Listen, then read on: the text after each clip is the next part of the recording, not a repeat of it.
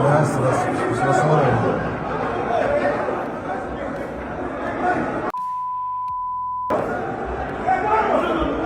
افتح عشان عايزين يصوروا. زي ما انتم شايفين كده خناقه كبيره قوي اتنصبت بين لاعبي النادي الاهلي والهلال السوداني، تم فيها استخدام كل حاجه متاحه، ازايز ميه فاضيه وعلب عصير فاضيه، دي حتى الكراسي استخدموها في الخناقه. يا ترى ايه السبب لكل ده، وايه رد فعل اداره الاهلي على الخناقه دي، وازاي علي لطفي اخد علقه سخنه؟ كل ده واكتر هنعرفه مع بعض في الفيديو ده. انتصار عظيم عملته لاعيبه النادي الاهلي من شويه على نادي الهلال السوداني، هزموهم 3-0، ووصل الاهلي لدور الثمانيه في بطوله دوري ابطال افريقيا على حساب الهلال. وشكل لاعبين الهلال شايله قوي من اللي حصل لها، لدرجة انهم وهم طالعين من الماتش اتخانقوا مع لاعبي الاهلي، ولولا ستر ربنا كان هيبقى فيه ضحايا. ايه بداية الخناقة بالظبط وايه السبب فيها؟ على حسب ما عرفنا من صحفيين الرياضة اللي كانوا متابعين الماتش وحاضرين كل الكواليس، فاول دقيقة في الخناقة جت بعد ما قال علي لطفي لاعب الاهلي للاعب الهلال: على بلدك وارجع، ده الاهلي بيوجع. وهنا كانت البداية، والفريقين نزلوا دق في بعض.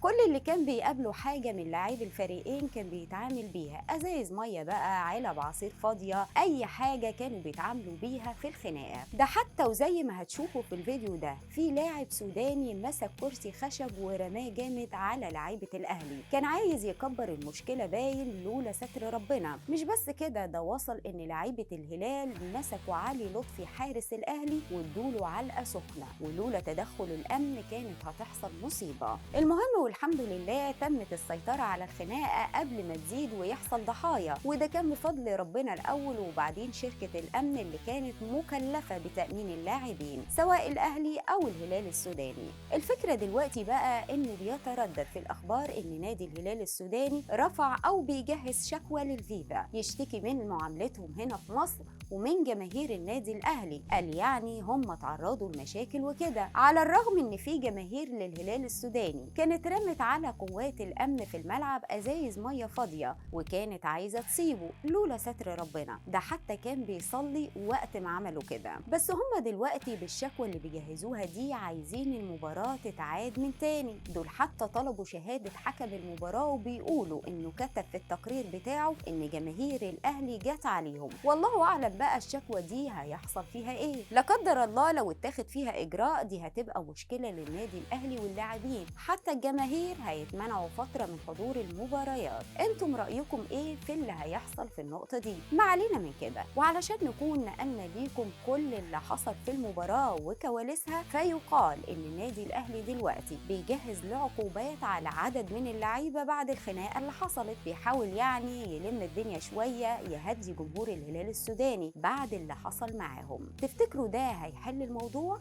اكتبوا رأيكم في التعليقات.